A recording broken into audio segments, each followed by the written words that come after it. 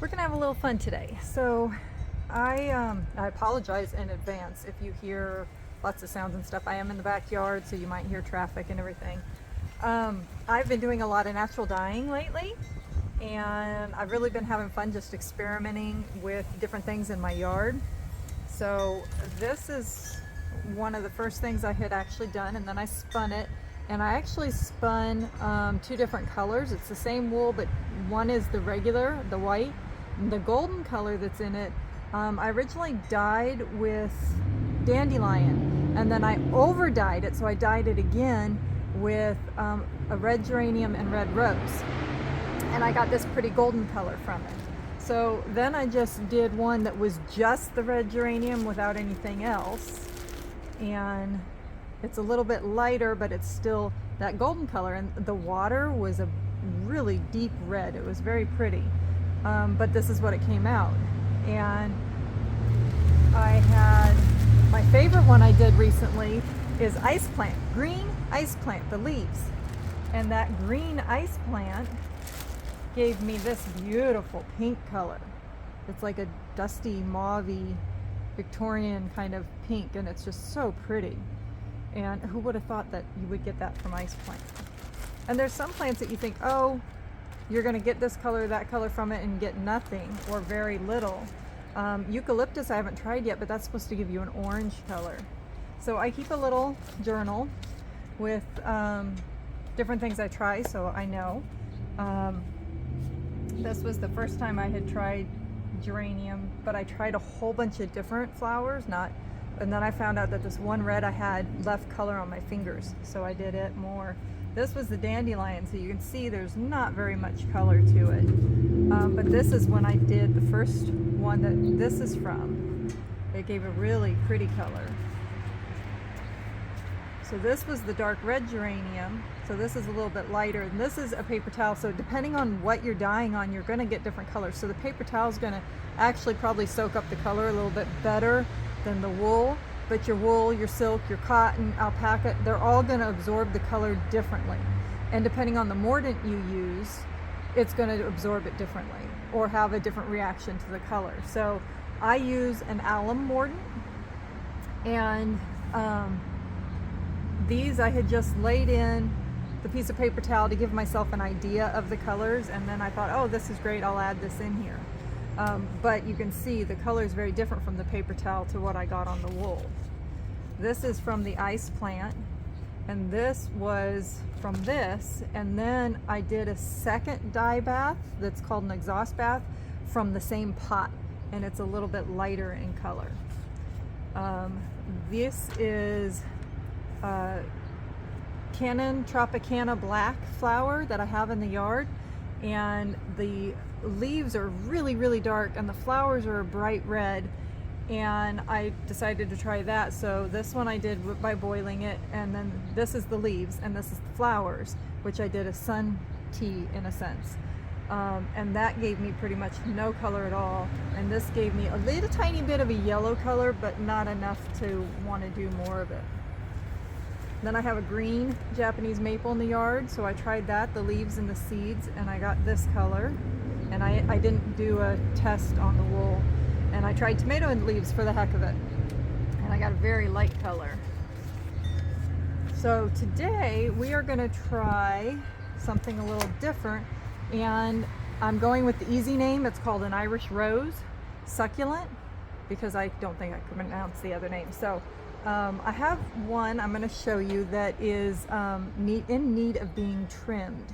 And instead of sticking it in the ground like you can with succulents, I decided we'll see what happens when we throw it in a dye pot. So let's go get it. So on our way down to get it, this is the 𝐒𝐮𝐬𝐜𝐫𝐢𝐛𝐞 Tropicana I was telling you about. Super dark leaves and these really bright red.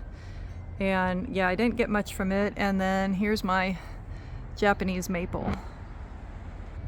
So here's the Irish rose, and you can see I have this branch that's hanging way down here, touching the ground. So it's time for that one to come off. So I'm going to snip it off, and normally you could take this and you could just stick it in the ground and it will grow. That's how this one actually started out. It was one little piece like this that I stuck in the ground, and it's grown into that. So we are going to take this guy and we're going to go cut him up. So I do all my dyeing outside, and so I'm gonna pull the leaves off, but then I'm gonna cut them too, just so that anything that's in there, it's a little easier for it to come out. So we're just gonna chop him off.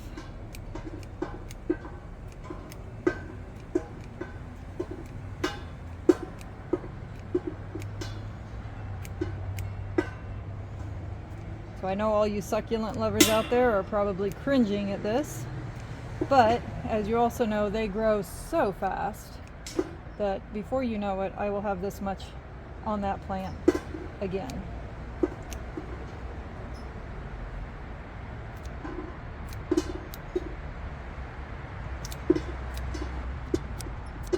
Put the whole stem in there.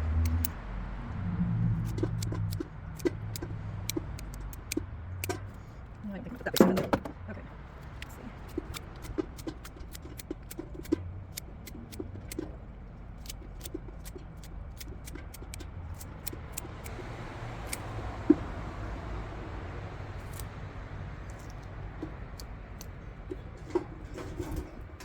Okay.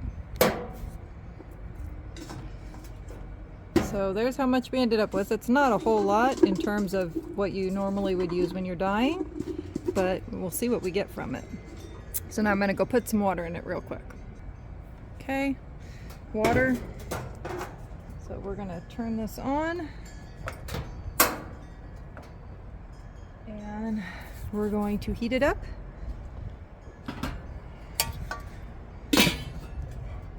And we're going to boil it, and then once it's done boiling, we will turn that down, let it simmer a little bit, and then I'll turn it off and let it just set till it cools down so that I get as much color out as I can.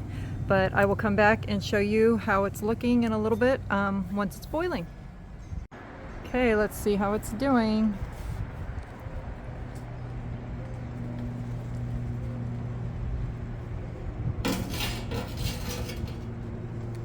Okay, we got a good boil going. Let's see. Bring you down where you can see it.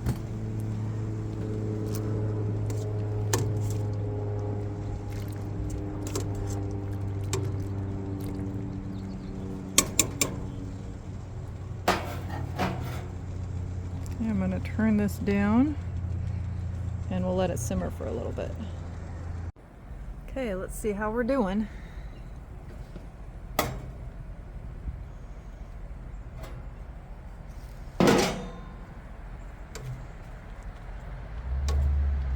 We can see we've lost all the purple in the leaves, so the color's been coming out. Got a good simmer going.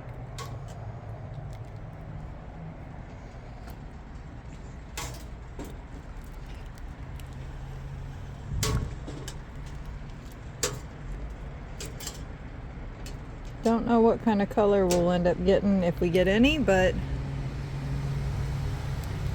see what happens. I'm going to shut this off and just let it sit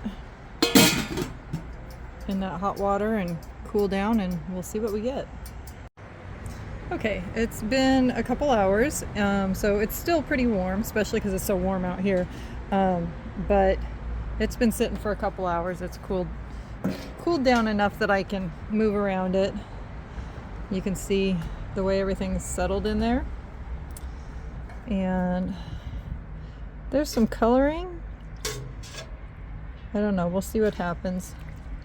Again, we're experimenting, so you know, could end up being something or not. So I am going to get that back up there. I'm going to take a little piece of paper towel and drop that in there, let it sit, and then this is some Hampshire wool that has already been mortared in with the alum, so it's all ready to be dyed, and I'm going to just put it in there, and I'm going to let this sit in there overnight, and we'll see we'll see tomorrow if we get any color from it. Okay, so it's the next day. Let's see how this looks. Don't think we're gonna get a whole lot of color.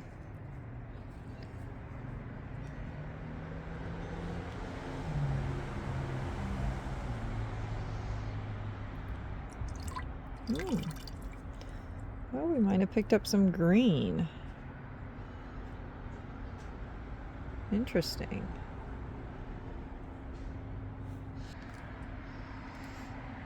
Okay, so that big pot, I have water in that, and I'm gonna rinse it in.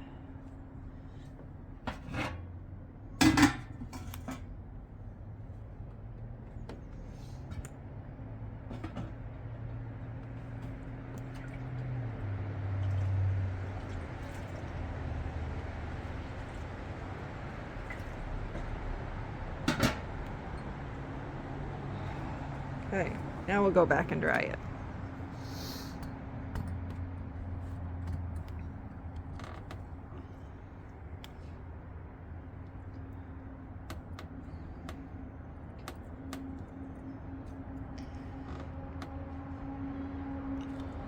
We'll come back in a few hours and see how it is dried. But I will say the difference between the paper towel and the wool, very different color. So, okay, we'll be back. Okay, so moment of truth. Here is our paper towel and our fiber. Let's see if we move over here into the sun.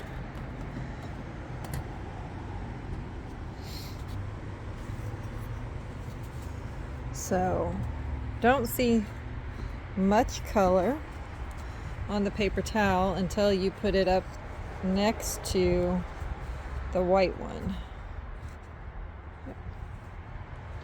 And you can see there is a difference in color, but it's very subtle. So unless you're really wanting that very subtle. However, like I said, different things show the different colors. So this is giving a very light kind of almost gray beige color, but the wool gives a completely different color. Oops, there we go. We ended up with green tips. This stayed mostly white and green tips here. So the next thing we're going to do is I'm going to card this out and then spin it and see what this color ends up giving us.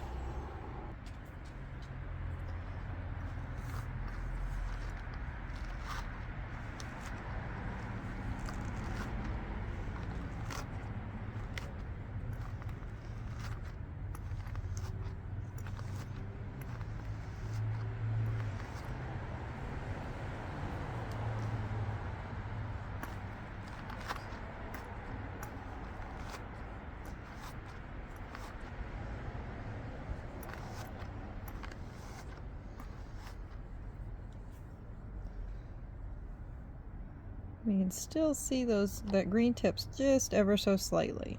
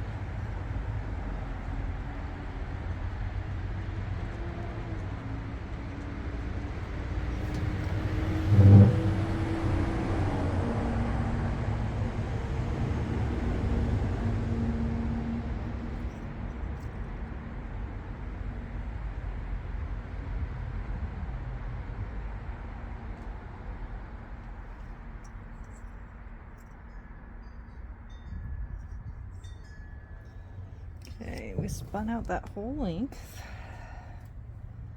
and then I'm just going to double it and let it twist together.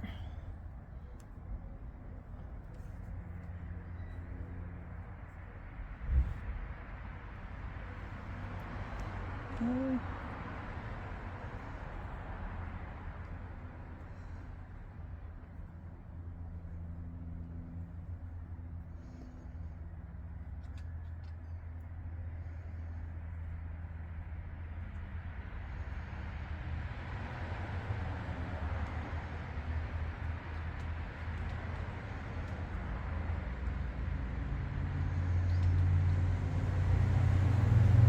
There's our little spun up piece, and let's see, put it against the white.